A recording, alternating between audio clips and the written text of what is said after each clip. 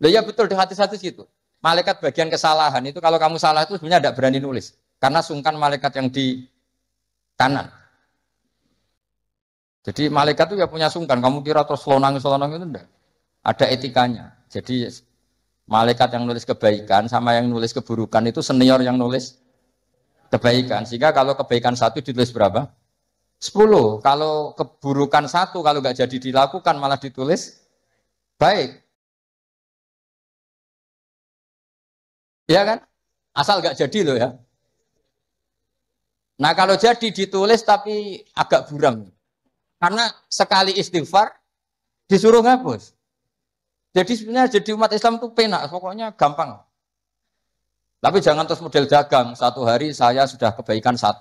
Boleh maksiat 10, masih impas ya. Boleh. Agama tidak boleh dilogika gitu. Lama-lama kamu sholat di masjid haram kan sama dengan 1000 sholat. Terus pulang nggak usah sholat 1000 kali ya kan masih ada. Wah ya kacau kalau agama seperti itu ya kacau. Nggak boleh agama dimainkan gitu nggak boleh. Waman tesapani wong ajaza iku apes sapa man anduma saking tasyahud lan sholawat tarot jama mongko nerjemah sapa man. Ana sing maca tarjamah iki sami. Waya tarot jamu lidua wa dzikri al-mandub sapa al-ajizu lal qadiru fil asab. Jadi untuk orang yang tidak mampu melafadzkan tasyahud secara bahasa Arab itu boleh pakai apa? Terjemah. Ini enaknya Islam. Dan itu tidak termasuk dianggap kalam ajnabi, kalam yang keluar dari sholat karena tasyahudnya masih tentang apa? Ibadah.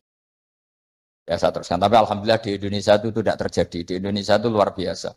Yang paling awam pun itu pakai bahasa Arab.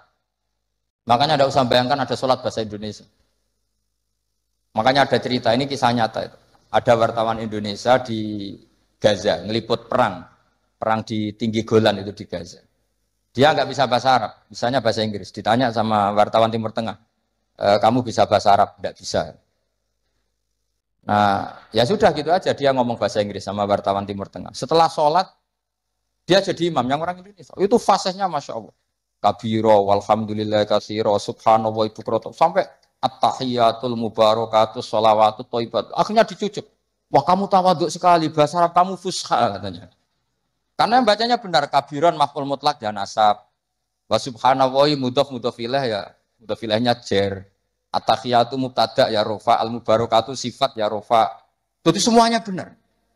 Robbana munada mudhof ya hanya dibuang ya bacanya Robbana. Laka khobar muqaddam alhamdulillah mubtada muakhir ya benar. Dicucuk. Dikira dia bahasa Arabnya fusha karena terkibnya enggak ada yang salah. Terus ditanya, "Kamu alim ya?" Enggak, macam apalanya gitu. Jadi luar biasa. Makanya orang Indonesia di mana-mana dihormati. Itu orang Arab. Kalau melihat orang Indonesia sholat itu mantuk-mantuk. Raine ini kok fasih ngono gitu kan. Karena nggak ada yang salah terkibnya. Ayo coba kamu baca. At-tahiyatul barakatus. Oh, itu kalau dengar ahli nahwu kan wah betul itu. Wah, naktul marfu'un. Padahal aslinya ya ora iso pokoke ngono. Asyhadu nyekseni sapa ingsun. Wah, mutakalim wahda betul. Allahumma sholli wa sholli fi al-amr betul enggak ada yaknya. Dibinahi ala khaffi harfil illati. Berarti betul terus. Padahal tepaan kan. Itu hebatnya Indonesia. Coba kalau kita nanti sholat pakai bahasa Indonesia. Terus kamu sholat di Timur Tengah, kan mesti dianggap aliran. Ini pakai apa? Terus kedua itu kasihan malaikat. Kalau sama pakai bahasa Indonesia, pakai bahasa Arab kan malaikatnya paham. Orang ini minta dimaafkan tuh dosanya. Wa maghfirli kan gitu. Kan yang enak no malaikat. Kalau doanya bahasa Indonesia ampuni saya kan harus ada kamusnya itu maksudnya. Jadi itu hebatnya orang Indonesia ya. Jadi kiai-kiai kita meskipun kita orang Indonesia di bab-bab ubudiyah dilatih pakai bahasa Arab. Dan itu hebatnya orang paling bodoh pun paling awam pun hafal. Mukjizat. Menurut saya itu para wali Indonesia itu mukjizat. Coba orang awam penggawaian yang sawah yang Tegal itu bahasa Arab sholat itu hafal semua. Padahal itu tambah awam kan sunat-sunat dibaca semua. Kabiro dibaca, ya kan? Doa ya dibaca. Terus yang wiridan sunat, sampean bilang subhana rabbiyal a'la bihamdi itu wajib apa enggak? Enggak wajib, tapi orang awam baca enggak? Baca, yang enggak baca malah sing wis mondok, wis ngerti nak sunat ditinggal. Maka bagian dari kesalahan mondok adalah terus rapati sholat qobliyah. Zaman awam sholat terus. Bareng mondok ora kena apa? Jebule sunat toh. Jadi tambah mondok tambah kacau. Karena apa? Coba anak orang-orang awam yang nggak mondok, kalau sujud pasti baca Subhana Rabbiyal A'la dan pasti 3 kali. Tapi yang kiai sama santri sering nggak baca, mentang-mentang apa? Sunnah. Bener mana orang awam sama kiai? Ya lo dalam hal itu. Jadi kadang kita ini korban ilmu. Ya, kadang kita ini korban ilmu. Coba santri-santri itu, rata-rata kalau sholat baca doa iftitah enggak? Sama ndak usah protes, oh paling Gus Bak ya ngono, ora usah ngono. Ya pancen ngono tenan. Tapi tidak saya toh, ini amang ya sama ini teman saya. Ini asegap putune Nabi, nek sholat ya ngono padha wae nek sebab. Mergo mondok, zaman rong mondok diwaca kabira walhamdulillah. Karena kalau enggak baca dibetet gurune. Oh, waca. Digerawat. Zaman kita kecil itu ngiranya itu wajib. Bareng nak ngerti sunat, perilaku pertama kita apa? Meninggalkannya. Makanya alhamdulillah banyak orang yang tidak alim itu barokah karena supaya sunat-sunat itu dilakukan. Karena sekali alim ditinggal. Oh itu banyak loh orang kaji itu tawafku meneng. Takoki. Sing wong awam maca, takoki. Lah kok meneng ae? Sing rukun iku mutere, donga iku sunat kabeh. Repot wis. Makanya ada riwayat innalil ilmi tuhyanan katuhyanil mal. Ilmu itu punya arogannya sendiri sebagaimana arogannya orang punya harta. Karena kadang ya apa ya semoga kita tidak termasuk yang itu. Tapi memang ada sisi-sisi negatif dari ilmu ya karena tadi kalau kadang terlalu lama tahu kalau itu sunat ya akhirnya terus ya meninggalkan tadi. Tapi ya nggak apa-apalah memang ya nyatanya sunat. Wayan bilan niat sapa imamu imam niat assalamu ing salam alal muqtadina ing atase makmum-makmum sing anut salate imam. Lawahum utawi para muqtadun sing para makmum niat ar-radda yanbuna ar-radda ing balesi alaihi ing atase salamin imam. Terus apa? Salat terakhir ditutup dengan assalamu alaikum warahmatullahi. Idealnya juga diniati keluar dari sholat. Nah, kenapa penting diniatkan keluar dari sholat? Karena setelah salam pertama, itu memang benar-benar kamu sudah ada sholat. Karena yang jadi rukun adalah salam pertama. Salam kedua itu sunat. Makanya secara fikih itu lama berdebat. Apa sebaiknya setelah itu makmum berdiri? Sebaiknya loh, bukan syarat sah. Apa sebaiknya makmum langsung berdiri? Apa sebaiknya nunggu imam salam kedua. Ada ulama yang mengatakan yonta ini tapi si sediluk wae. Kuatirnya nak imame lali terus gak usah salam kedua. Terus resiko kedua adalah rabtus sholat biman laisa fi sholatin. Setelah imam salam pertama, artinya statusnya imam masih sholat apa enggak? Enggak kan? Berarti makmum menghubungkan sholat dengan orang yang sudah tidak sholat.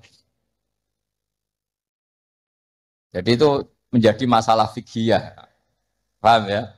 Sehingga ya sudahlah kita standar saja, ya jangan terlalu nunggu, ya tapi ya jangan terlalu cepat. Ya yang umum saja lah, yang umumnya orang. Cuma sampean tak ajari fikih kan, sampean minta saya di sini kan ngajar fikih, sampean jangan protes. Nanti orang kudus jadi begini, kudus tidak usah gitu ilmu ya ilmu saja, tidak usah diprotes. Setelah imam salam pertama, statusnya dia masih sholat apa enggak? Enggak kan? Sudah keluar dari sholat. Artinya kalau makmum terlalu lama, dia mengikatkan sholatnya dia sama orang yang statusnya sudah tidak sholat. Paham ya? Tapi kalau kamu terlalu langsung berdiri, kamu kan tidak tahu kepastian assalamu lagi sin podok mem. Kok ada as langsung muatek. Ini makmum balik, lowong belum selesai kok. Ya pokoknya gitulah sampai nanti kalau soleh ya bisa sendiri lah. Pokoknya sudah gitu. Saya hanya ngajarkan secara status fikihnya, status fikihnya seperti itu. Ya, jadi salam yang benar-benar rukun itu hanya salam sama. Dan karena salam pertama sudah dilakukan imam, artinya imam itu wis tidak sholat. Anda kalau sampai terlalu lama, berarti menggantungkan sholat kamu dengan orang yang sudah tidak sholat. Nah ini yang saya akan memberi maklumat ke sampean. Ini penting saya utarakan. Terus ada keunikan dan ada perbedaan. Kalau sampean sholat, imamnya itu biasanya habis sholat madhep mana? Umumnya di kiai ini sampean tetap madhep kiblat apa madhep ngalor? Cara Indonesia. Ayo yang madhep kiblat, kiainya madhep kiblat ngaco. Yang gampang itu. Kiblat. Yang serong. Buka serong koyo wong nakal ya. Madhep utara, madhep ngalor. Apa? Berapa? Imam sampean madhep ngalor. Terus nak sing madhep ngetan? Enggak ada kan? Ngono jawab, oh yang madhep ngetan kubu sebelah ngono aneh. Ya enggak usah gitu. Itu filosofinya begini. Nah ini penting ya, penting saya jelaskan. Di tek-tek hadis sahih, saya ulang lagi di tek-tek hadis sahih. Itu Rasulullah setelah salam itu redaksinya aqbala alaina biwajhi. Maka Nabi menghadap ke kita dengan wajahnya. Berarti kira-kira kalau di Indonesia menghadap mana? Timur. Tapi itu tidak konsisten. Konsisten itu ahyanan, tidak konsisten itu ahyanan. Nah, kenapa guru-guru kita tetap madhep kiblat? Karena afdhalul jihad itu kiblat. Kadang guru kita kadang menghadap apa? Utara. Tapi sebagian guru kita juga kadang menghadap ke timur, misalnya langsung ngaji. Itu filosofinya gini di beberapa syarah di Fathul Bari itu. Nabi itu kan sholat, dengerin ya, Nabi itu sholat. Makmumnya itu rata-rata itu kadang 7 kilo dari dalamnya Nabi. Dengerin ya, berapa? 7 kilo, enggak pakai motor ninja enggak, 7 kilo pakai onta. Kalau sampean bilang 7 kilo pakai motor kan, resikonya apa? Ini dengerin, awas kalau salah. Berarti kalau salah sanad. Maksudnya sampean yang salah, bukan saya. Artinya andekan, tak ulang lagi, andekan Nabi tetap berposisi menghadap kiblat, maka makmum yang baru datang tuh ngira Nabi masih sholat. Sehingga kadung Allahu Akbar langsung duduk. Karena ngiranya Nabi masih, padahal Nabi sudah tidak. Maka untuk mengantisipasi itu Nabi memaklumatkan diri dengan ahwalnya, perilakunya, beliau menghadap makmum supaya ada kepastian kalau beliau sudah selesai sholat. Sehingga karena illatul hukmi seperti ini, kita fleksibel, kadang madhep kiblat, kadang madhep ngalor, kadang madhep nge. Itu ada filosofinya, orang gagah-gagahan. Ada yang madhep ngetan terus. Pokoknya Nabi seperti ini, tidak seperti itu. Semua perilaku Nabi yang tidak wajib itu disara-sara disebut ahyanan. Sesekali tempo. Maka yang penting bagi imam itu begini. Yang penting setelah selesai salam itu tunjukkan kalau sholat kamu selesai. Makanya banyak yang astagfirullahaladzim buantar untuk menunjukkan ini sudah mulai wiridan batas sholat. Jadi sebetulnya kalau menurut fikih beling itu boleh saja kamu mengatakan bersalam, wis bar lo dulu. Tapi itu kan beling sekali masuk bar sholat. Tapi itu bagus. Bagus untuk kelas kamu maksudnya. Supaya ada kepastian bahwa sholatnya sudah selesai. Oh, Nabi itu lebih sesat lagi yang di belakang ini. Itu ada ilmunya, sampean cek di Fathul Bari. Supaya kenapa saya cerita ini biar yang menghadap ngalor ya gak fanatik, yang menghadap ngetan juga tidak. Karena itu hanya untuk menunjukkan kalau Nabi sholatnya sudah selesai. Coba bayangkan Nabi itu idola kan, sudah jauh-jauh 7 kilo. Ke situ naik unta atau naik kuda. Terus ngerti Nabi masuk madhep kiblat, mesti cara sampean alhamdulillah Nabi urung salam kan gitu. Barang wis melok lungguh dibeli Nabi, subhanallah, alhamdulillah. Lah terus makmume beling, wah rugi aku. Repot, mosok makmum Nabi kok nguni rugi. Mari Nabi ra kondo nak wis bar. Perkara ndak kira-kira seperti itu. Nah, daripada perkara Nabi secara ahwal menunjukkan kalau sholatnya selesai, Nabi menghadap makmum. Sebagai maklumat, kalau sholatnya sudah selesai. Clear ya? Sehingga kamu tidak perlu berdebat, sunat mana Gus, madhep ngalor sama madhep ngetan. Malah takok sunat. Ngaji sik lagi takok. Senengane gugat. Ya ngaji sik, alim sik lagi takok. Lah nek salim rasa takok ya alhamdulillah. Tapi ini ndak usah alim takok gugat. Mana sunahnya kalau Nabi madhep ngalor? Sesuk tak takokno, mana sunahnya cangkem elek? Kan yo ora ono. Angger wong kok mbok lama-lama. Mana sunahnya kalau Nabi pernah di Indonesia?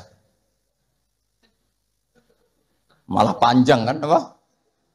Ndak usah gitu ya ngaji. Jadi di sarah-sarah itu diterangkan misalnya kan Rasulullah Shallallahu Alaihi Wasallam idza takallama salasan ahyanan di suatu tim. Gitu juga Nabi kadang sholat itu hanya astagfirullah salasan suman sorofa. Beberapa kali Nabi sholat itu hanya baca istighfar 3 kali suman sorofa. Ya sudah segitu aja. Ada yang Allahumma a'inni ala zikrika wa syukrika wa husni ibadati. Ada riwayat yang sabbahallah salasan wa salasin wa hamdallah salasan wa salasin wa kabbarallah salasan. Terus kiai-kiai khusuk semua yang ahyanan ini dikombinasikan jadi satu. Jadi kita yang ahlul ilmi ini eskal. Wong Nabi itu paketnya satu-satu, tapi oleh kiai khusuk itu semuanya dirangkum jadi paket lengkap. Ini ya ada, tasbihnya ya ada, doanya ya. Maka makmum-makmum yang kesibukan ini bingung. Ini gimana ini kok paket lengkap? Kan akhirnya. Lewong sholat yang rukun saja lama nggak boleh, apalagi wiridan. Maksudnya bukan terus nggak boleh ya enggak. Maksudnya yuk mikir makmum. Makanya di antara ciri khas Indonesia itu walinya sebagian diyakini dari Samarkand, dari Tashkent, Uzbek, sebagian tentu. Itu saya ketika mondok di Mbah Mun, itu Mbah Mun yang mimpin sholat. Itu kalau wiridan ya separuh sudah bubar. Saya pernah di Lirboyo melihat ya separuh sudah bubar. Ternyata yang kelakuan kayak gitu ada di Uzbek. Meskipun imamnya mursyid separuh bubar. Itu tradisi yang bagus, sudah harus ditiru. Artinya harus ditiru gini, untuk menjaga konstitusi wong nunggu buru ono separuh. Untuk menjaga konstitusi kalau nggak wajib ada yang bubar. Kalau semuanya nunggu berarti ini mewajibkan sesuatu yang tidak wajib. Itu bahaya kalau dalam konstitusi ilmu. Sayyid Abdullah bin Husain bin Thohir yang ngarang Sulam Taufik itu diantara masalah besar dalam ilmu apa? Ijabu malam yajib, mewajibkan sesuatu yang tidak wajib. Sehingga para ulama itu yang ikuti Sulam Taufik yang dikarang Sayyid Abdullah bin Husain bin Thohir, benar ya? Abdullah bin Husain bin Thohir. Itu kalau muridnya wiridan terus dia mau, cung ora wajib kok wiridan terus, kok dikira wajib. Tapi nak tahu ora tau wiridan ya dia sunat ora tau mbok lakoni. Nah itu akhirnya di Indonesia itu bagus. Pondok-pondok besar di Indonesia kalau kiainya, padahal yang imami kiainya, apalagi ketua keamanan malah ditinggal. Oh penggane nangkep wong kan gitu. Saya dulu pernah sholat, Mbah Mun nggak ngimami, yang ngimami ketua keamanan. Itu belum takbir separuh sudah bubar. Karena kecewa, kan kita ingin makmum Mbah Mun, ngapain ini yang maju gitu. Wah repot. Ya jadi tradisi itu jangan pahami yang macam-macam ya. Bubar separuh, anggap saja menjaga konstitusi ilmu. Bahwa tidak boleh yang nggak wajib berstatus wajib. Tapi yang tetap wiridan, ya monggo, mungkin tidak punya kesibukan. Sehingga Quran itu fleksibel. Orang baik itu siapa? Orang baik adalah yadhkuruna wa qiyamau wa qu'udaw wa ala junubihim. Jadi wiridan tidak harus lungguh. Sambil berdiri ya boleh, sambil jalan ya boleh. Fa idza qudiyatis sholatu fantashiru fil ardi wabtahu min fadlillah wazkurullaha katsiran. Itu ayat wazkurullaha katsiran itu setelah fantashiru ya sudah, kalau mau bubar ya bubar enggak apa-apa. Tapi harus selalu ingat Allah. Jadi dulu itu ulama dulu itu rileks. Makanya di kenangan hadis-hadis sahih, famin naman kada, sebagian kita begini, sebagian kita gini. Padahal itu masih disaksikan Rasulullah Shallallahu Alaihi Wasallam karena enggak boleh ijabu malam yajib. Dari Sayyid Abdullah bin Husain bin Thohir, pengarang Sulam Taufik, di antara kesalahan dalam ilmu adalah apa? Mewajibkan sesuatu yang tidak wajib. Sehingga Rasulullah saking menjaga konstitusi itu, Rasulullah itu figur yang luar biasa. Sampean sowan bupati atau sowan kiai, bar rokok, bar tangi turu. Kira-kira sopan apa enggak? Enggak sopan kan? Harus sikatan dulu. Sebab itu normalnya sikatan itu wajib kalau mau sholat. Mau sowan kiai wes sikatan. Tapi Nabi kalau mewajibkan sikatan, maka melanggar konstitusi ilmu. Karena mewajibkan sesuatu yang tidak. Padahal Nabi berhak, karena beliau Nabi, musyarrek. Tapi Nabi ngendikannya kelihatan ngeper. Tapi ngeper ini menunjukkan Nabi betapa mutabakhir fil ilm. Laula an asyukko ala ummati la amartuhum bisiwak inda kulli sholat. Umpomo gak masakoh ning umatku siwak tak wajibno. Karena secara etika harusnya wajib. Tapi secara konstitusi nyatanya tidak wajib. Nah karena baina ini. Kira mana nih baina. Ya antarane iku, Nabi ngendikane laula an asyuk. Nabi itu suka qiyamul lail itu suka sekali, bukan enggak sekedar suka. Sehingga beliau qiyamul lail di masjid. Tapi ketika sahabat ikut qiyamul lail lagi, Nabi enggak keluar lagi.